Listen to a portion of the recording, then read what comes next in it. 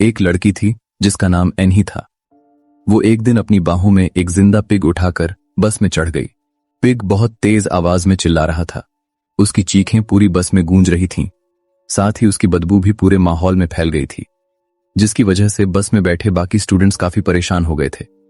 कुछ स्टूडेंट्स ने अपनी नाक बंद कर ली, कुछ गुस्से में उसे घूरने लगे और धीरे धीरे शिकायतों की आवाजें आने लगीं।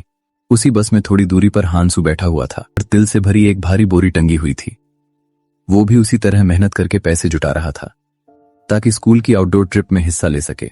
असल में एनही और हांसू दोनों ही गरीब परिवार से थे और दोनों अपने अपने तरीके से पैसे इकट्ठा करने की कोशिश कर रहे थे। बस के आगे बैठी एक लड़की ये सब देख रही थी। उसे ये बात बिल्कुल पसंद नहीं आई कि एक जिंदा पिग को बेचने के लिए ऐसे लाया जा रहा है। उसने तुरंत विरोध जताया। उसके चेहरे पर गुस्सा साफ दिख रहा था। वो खड़ी हो गई और एनही से बहस करने लगी, लेकिन एनही का स्वभाव भी काफी तेज था। वो किसी की बात आसानी से सहने वाली नहीं थी। उसने गुस्से में उस लड़की को डांट दिया और उसे कड़े शब्दों में जवाब दिया। पीछे बैठे कुछ लड़के इस पूरे सीन का मजाक उड़ा रहे थे। वे लगातार शोर कर रहे थे और बूझकर माहौल को बिगाड़ रहे थे। ये देख अंशु को गुस्सा छे गया और एक लड़का कॉलर पकड़। वही लड़का सबसे ज्यादा उकसा।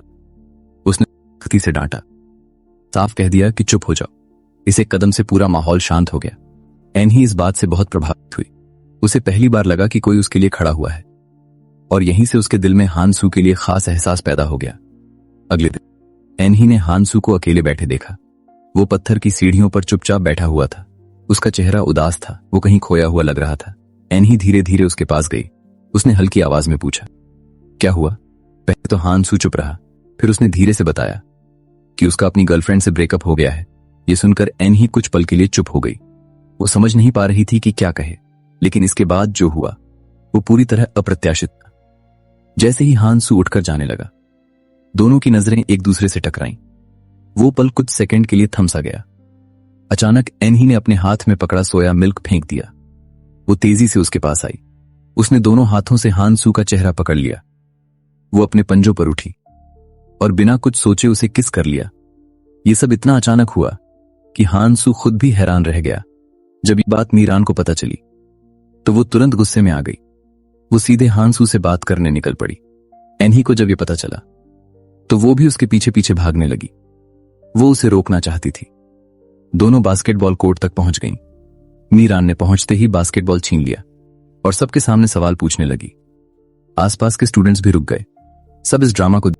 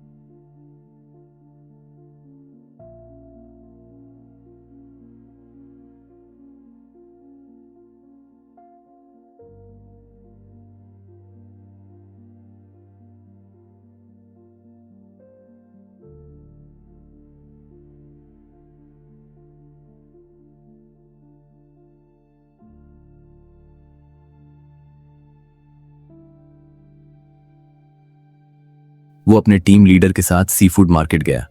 वहां उसने एनही की कई दुकानों को देखा। ये देखकर उसके दिल में अजीब सी फीलिंग आई, थोड़ी हैरानी, थोड़ी जलन। रात को घर लौटकर उसने अपनी बहन को मैसेज लिखा, पैसे उधार मांगने के लिए, लेकिन आधा लिखकर ही उसने मैसेज डिलीट कर दिया, क्योंकि उसी की पढ़ाई के लिए उसकी बहन को स्कूल छोड़ना पड़ा था। वो घर पर रहकर कर्ज में डूबे फार्म को संभाल रही थी, अपनी बेटी के सपने के पीछे भागते भागते। हांसू ने अपने परिवार को नजरअंदाज कर दिया था। तभी जब वो अपनी बेटी की वीडियो देख रहा था, उसे एक मैसेज आया। वो मैसेज एनही का था, इस हफ्ते फ्राइडे को मिलोगे ना, आना, मुझे तुम्हें जरूर देखना है, मेरे पहले प्यार। ये पढ़कर हांसू की आंखें भर आईं और उसके चेहरे पर एक हल्की मुस्कान आ गई। शायद ये उसकी जिंदगी का सबसे खुश दिन था। वो अपनी पतली और खूबसूरत चाल में हल्का हल्का झूम रही थी। उसके चेहरे पर साफ खुशी दिख रही थी, क्योंकि वो बहुत जल्द अपने पहले प्यार से मिलने वाली थी। दूसरी तरफ हांसू बैठा हुआ था। वो अपनी बेटी की ट्रेनिंग फीस को लेकर परेशान था। उसके चेहरे पर टेंशन साफ नजर आ रही थी। काफी देर तक सोचने के बाद, काफी अंदरूनी संघर्ष के बाद आखिरकार उसने फैसला लिया। उसने कल रात जो मैसेज टाइप किया था उसे फिर से खोला और अपनी बहन को भेज दिया।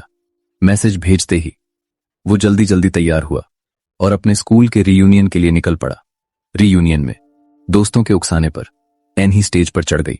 उसने गाना शुरू किया। उसकी आवाज में आत्मविश्वास था और उसके साथ उसकी खूबसूरत डांस मूव्स।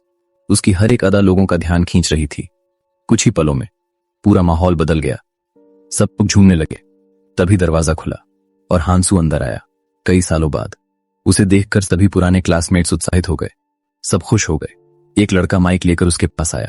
उसने हांसू को गाने के लिए कहा। हांसू ने पहले मना कर दिया। वो थोड़ा झिझक रहा था। तभी एनही आगे आई। उसने मुस्कुराते हुए उसे बुलाया। उसकी आंखों में उम्मीद थी। अब हांसू मना नहीं कर पाया। उसने हिम्मत जुटाई और गाना शुरू कर दिया। शुरू में वो थोड़ा असहज था, लेकिन धीरे धीरे वो रिदम में आने लगा। दूसरी तरफ एनही पूरी तरह मस्ती में थी। वो खुलकर डांस कर रही थी। कुछ ही देर में हांसू भी झूमने लगा।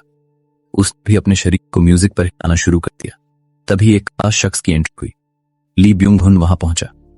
उसके आते ही माहौल और भी ज्यादा हाई हो गया। रीयूनियन अपने चरम पर पहुंच गया।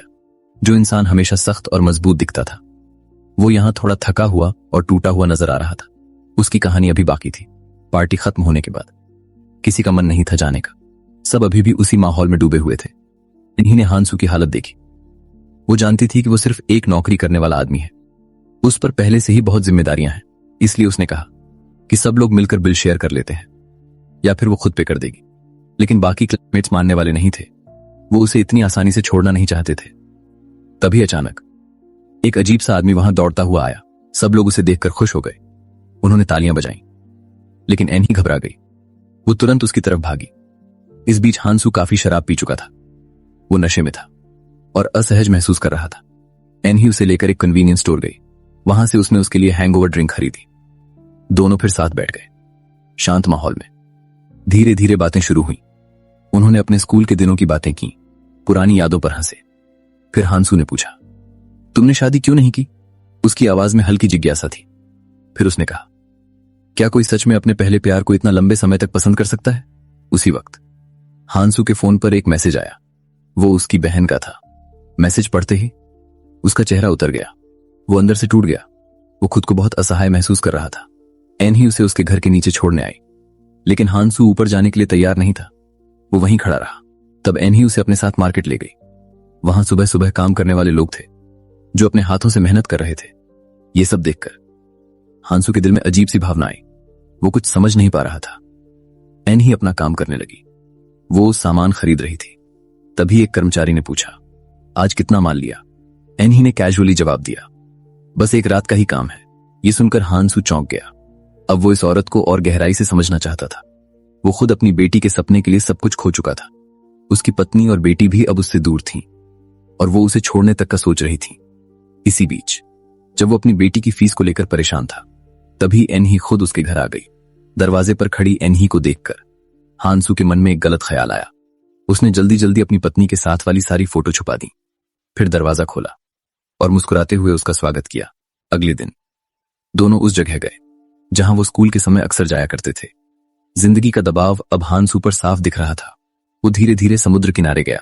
उसे अपना पुराना समय याद आने लगा, जब वो जवान था, निडर था और आजाद था। अचानक उसने अपने कपड़े उतारे और तेजी से समुद्र में कूद गया। वो पानी में तैरने लगा, पीठ के बल लेट गया। लेकिन अब सब कुछ बदल चुका था। वो पहले जैसा महसूस नहीं कर पा रहा था। लहरें उसे हिला रही थीं, जैसे जिंदगी उसे इधर उधर धकेल रही हो और वो कुछ कर नहीं पा रहा हो। तभी एनही उसके लिए नाश्ता लेकर आई। खाना खाते वक्त हांसू ने उसके हाथ की चोट देखी। उसने पूछा, ये कैसे हुआ?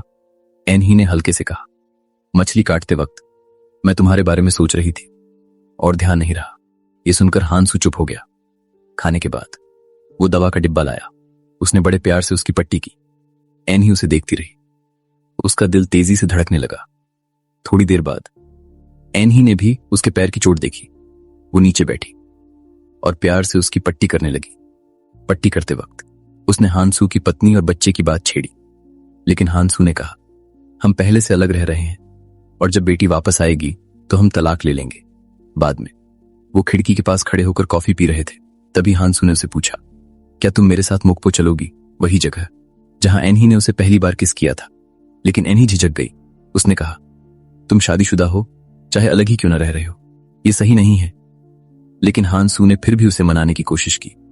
अगले दिन एनही मार्केट में काम कर रही थी, लेकिन उसका ध्यान बार बार भटक रहा था। उसके दिमाग में सिर्फ हांसू ही था। आखिरकार उसने फोन उठाया और उसे मैसेज भेज दिया। मैसेज पढ़कर हांसू को कोई हैरानी नहीं हुई। जाने से पहले उसने अपनी कार से लटकी चीजें हटा दी, जैसे वो कुछ छुपाना चाहता हो। फिर दोनों फेरी पर सवार हुए और उस जगह की तरफ निकल पड़े जो उनकी यादों से भरी हुई थी। रास्ते में एनही ने अपने ईयरफोन निकाले। उसने हांसू को एक हिस्सा दिया। दोनों साथ में म्यूजिक सुनने लगे। एनही के चेहरे पर खुशी साफ दिख रही थी, लेकिन हांसू भी कहीं अंदर से परेशान था।